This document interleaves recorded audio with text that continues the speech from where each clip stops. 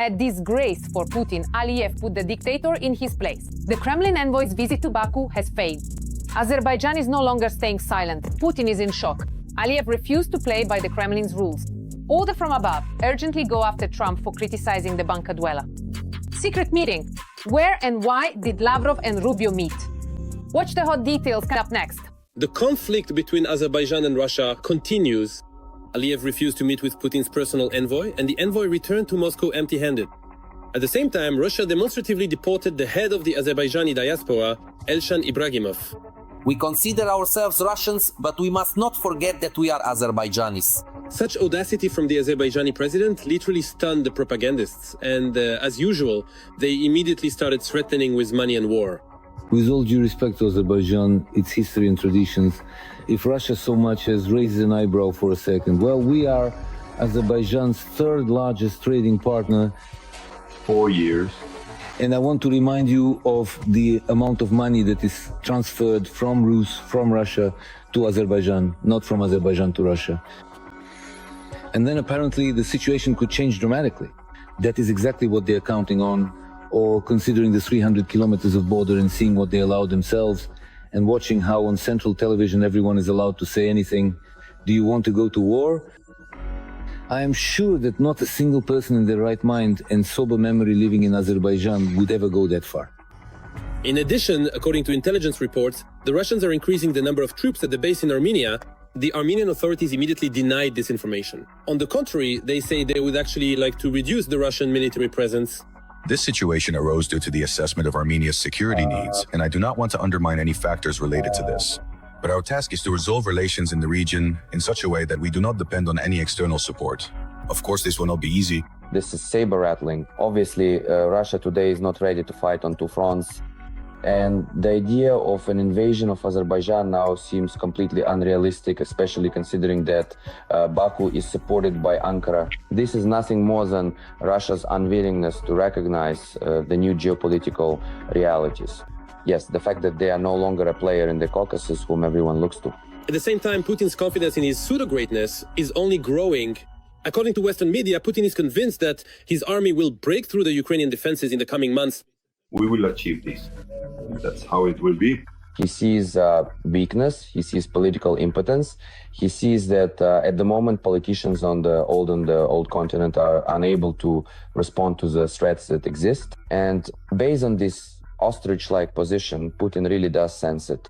He, more than anyone else, knows how to take advantage of such things given his KGB background. Naturally, President Trump of the United States is dissatisfied with Putin's ambitions, and it seems is beginning to shift the country's policy toward Ukraine. He has already promised to send another Patriot system. Many systems have already been sent to Ukraine, but they asked for more, and we will consider this request. This is a very expensive system, and I regret that we have to spend so much on a war that should never have started. They are doing this because they want to prevent deaths. They are being hit very hard. We will consider the issue of transferring it. As we have already learned from the experience of his second presidential term, these statements very rarely turn into concrete actions. Therefore, trying to analyze every sneeze and every sigh of Trump in relation to Putin at this point is a rather futile strategy. In addition, the American president stated that he has not suspended arms deliveries to Ukraine. I haven't thought about that, because right now we are considering sending ammunition to Ukraine, but I haven't looked into it in depth. If that decision had really been made, I would know. I would be the first to find out about it. I would have to give the order for that, but I haven't done that yet. Against the backdrop of such statements from Trump, European leaders have put an end to any diplomacy with Russia, and the German chancellor has stated that they are about to move on to more radical actions. The means and resources of diplomacy to end the war have been exhausted. The criminal regime is openly questioning the right of an entire country to exist, using military force, and is seeking to destroy the freedom of the entire European continent. The federal government under my leadership will do everything to prevent this from happening. And to the same MERS, first and foremost, the question, what is the situation with the Taurus missiles that were promised during the election campaign, but which he has, been dodging delivering for quite a significant period of time now, while serving as chancellor. Given his aggressive rhetoric towards Russia, this decision should have been made in the very first days of his term. It seems that Russia, and Putin in particular, is increasingly losing influence not only in Europe but also among its partners in Asia. However, judging by all appearances, the dictator's bloodthirsty ambitions are only growing stronger because of this. Russian occupation forces intend to resume active assault operations in southern Ukraine. To this end, they are regrouping their forces and resources in the Zaporizhia region. The enemy is currently carrying out certain regroupings of forces and resources, bringing assault group personnel to the front lines and providing engineering support for these assaults, for example, by clearing mines from the routes of advance.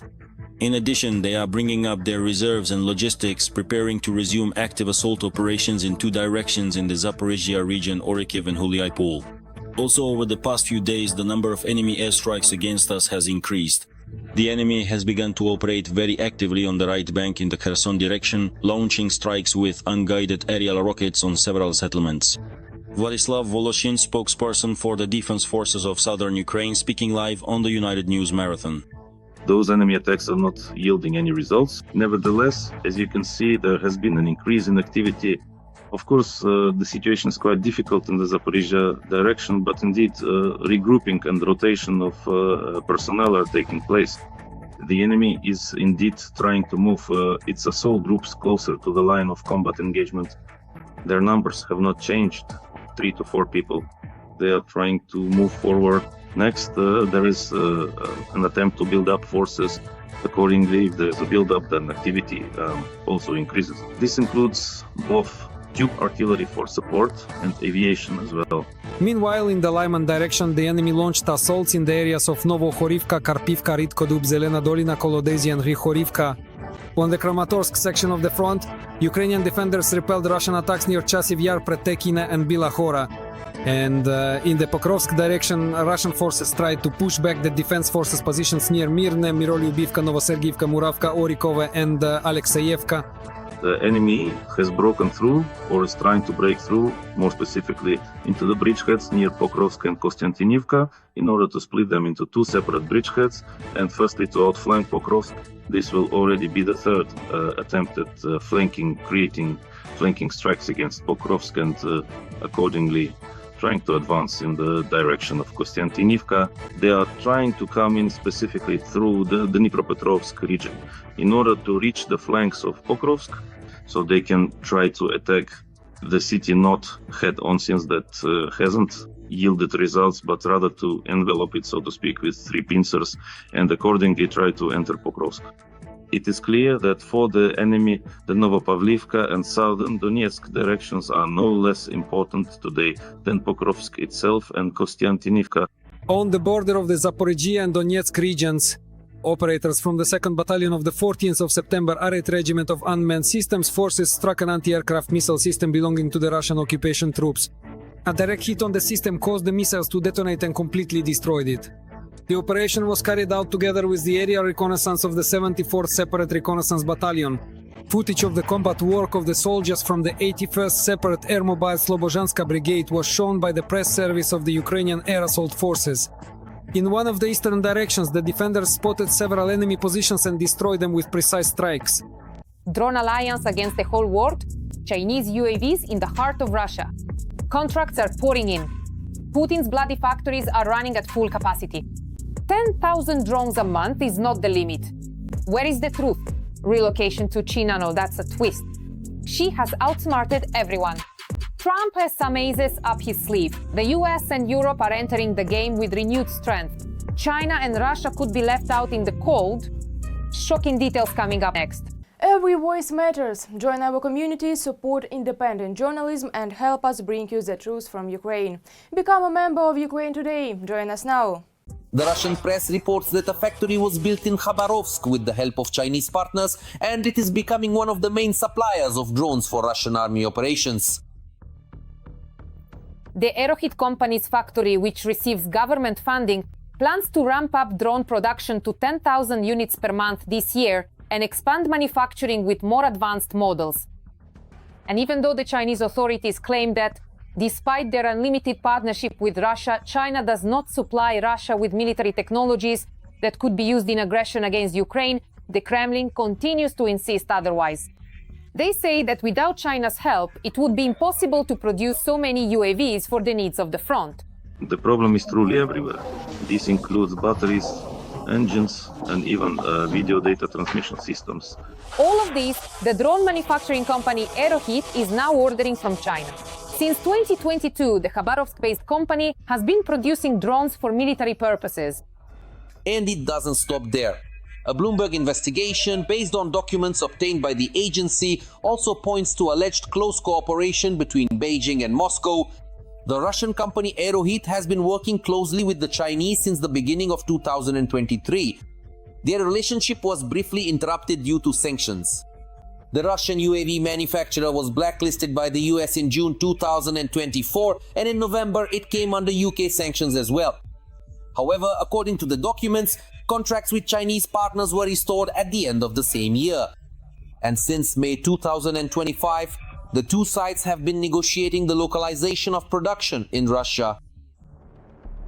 Documents dated from late 2022 to June 2025 show the extent to which Moscow conceals its suppliers and delivers equipment to its military, often using intermediaries operating in other sectors such as air transportation, agricultural supplies, and seafood transportation services. However, the devil is not as black as he is painted. According to domestic military analysts, one should not take Bloomberg journalists or especially Russian propagandists at their word. The information, to use technical terms, is exaggerated. In other words, it does not correspond to reality. There are a number of inconsistencies in this information, starting with the feasibility of producing these drones. According to the Moscow Times, this year the Russians plan to ramp up drone production in Khabarovsk to 10,000 units per month. For reference, that's equal to the annual output of UAVs at the largest plant in Alabuga. At the same time, so far, Aeroheat is only delivering a trial batch of 100 units to the army, where the other 9,900 drones claimed by the Kremlin have disappeared to remains a mystery, as does the final cost per unit. While Bloomberg cites a figure of $1,000, Russian media inflated by a factor of 8. The Autel Evo Max 4T was originally developed for civilian use, but has proven to be highly effective in combat thanks to a number of key advantages, such as a jamming-resistant radio module. Aeroheat explains. The sell price will be 650,000 rubles per unit. All these discrepancies in the figures lead analysts to believe that the Kremlin's loud statements serve only as a smokescreen for Putin. While the whole world discusses the colossal capacity of the Khabarovsk plant, actual production farther from the reach of Ukrainian drones may in fact be moved to China. The most dangerous situation for the Ukrainian side is when Russian entrepreneurs move a fiber optic manufacturing facility for Russian FPV drones to the territory of the People's Republic of China. This is the most dangerous scenario for the Ukrainian side. At the moment, there is information about the relocation of battery production for strike drones to the territory of the People's Republic of China. This trend is the most threatening for the Ukrainian side. That is, the direct relocation of production under the supervision of Russian specialists to the territory of the People's Republic of China itself. This is exactly where Western and American sanctions should come into play. Chinese manufacturers fear these sanctions most of all. According to analysts, it would be enough for the White House to merely hint at cutting ties with certain companies from China for them to abandon any thoughts of relocating Russian military production to their homeland once and for all. Urgent. No one expected this. Ukraine is not enough for Putin. British intelligence is sounding the alarm and revealing a terrible truth. The Kremlin's next target is the Balkans. A secret operation by the White Stone has already been launched, and this is just the beginning. What is the Kremlin planning? Watch the report for all the details. A new old war. Putin may take advantage of a favorable moment and open a new theater of military operations in the Balkans. Politico cites a grim forecast from the UK Foreign Secretary. David Lemmy believes that while Europe was dealing with Ukraine, tensions in another hotspot of the European region have only been growing. At a critical time when there is a significant and ongoing war in Europe, and we clearly see the long, pervasive arm of Russian interference throughout the entire region, you would indeed be an absolute fool to take your eyes completely off the Western Balkans, where there are still many deeply unresolved issues and lingering challenges. Putin's interests here lie in keeping the region destabilized. It is in his interest to keep the countries of the Western Balkans on edge, to have a destabilized population, and to wage cyber and hybrid warfare. All 6 Western Balkan states, Serbia, Bosnia and Herzegovina, Montenegro, North Macedonia, Kosovo and Albania are trying to become members of the EU. At the same time, there is strong confrontation and Russian presence in the region.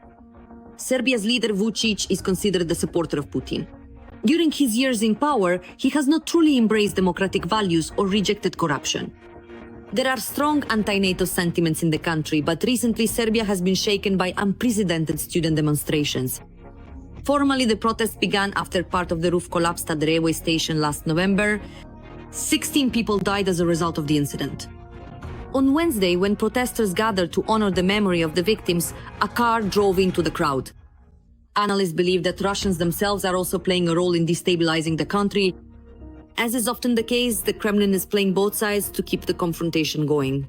Right now, it's the Russians who are steering things up in Serbia. I haven't shared this inside information before. This is confidential information, but I'll share it with you. They are destabilizing Serbia. Vučić doesn't fully satisfy them, they don't like everything, so they started stirring things up, you see? And next, the task is to destabilize the entire Balkans. It benefits them for blood to be shed there, for there to be destabilization. At some point, I really hope the Balkans will realize how Russia is using them. At the same time, not without reason, Kosovo, which is not recognized by Serbia, accuses its neighbors of hybrid attacks. For example, in 2023, in the village of Banjska in northern Kosovo, unknown armed men in armored vehicles laid siege to a Serbian Orthodox monastery. During the ensuing shootout, 1 police officer and 3 of the attackers' ethnic Serbs were killed. The authorities of Kosovo accused Serbia, to which Vučić responded in kind. Albin Kurti, the Prime Minister of Kosovo, is the only one to blame, the only one who wants conflict and war. His main desire in life is to push us into a war with NATO. In December of last year, there was an explosion in Kosovo that damaged the energy and water systems on an important canal. This incident was equated to a terrorist attack. The authorities of Kosovo accused their neighbors of interfering in the recent general elections. To destabilize the situation, the Serbian-Russian humanitarian center is being used at the behest of the Kremlin. Its functions in the region are still unclear, but it is located in niche just 100 kilometers from a NATO base. By the way, this city was the first where a Russian party achieved electoral success. It appeared in Serbia a year after the so-called Serbian-Russian Humanitarian Center was established. Also, we should not forget about Bosnia and Herzegovina in this region. Former President Milorad Dodik has been sentenced to 1 year in prison and a 6-year ban from holding public office for violating the orders of the international peace envoy. He is evading punishment, traveling between Serbia and Russia. If we go back to Yugoslav times, if someone had paid more attention to what was happening here in the 80s, I think things could have turned out very differently. I think the West realized the reality of what was happening in Yugoslavia too late. And I wonder if something very similar could happen right now. Not in the sense that the result would be the same as if you ended up with a war, but in terms of a wake-up call when the influence of Russia and China has become so deeply rooted in this country that it's too little too late. Analysts believe that a new wave of hostilities in the Balkans could be triggered if, in the current negotiation process on the Ukrainian issue, the Russians get away with everything, and even under the protection of the United States. That's all for now. And for more breaking news from the front, tune in to the next episode.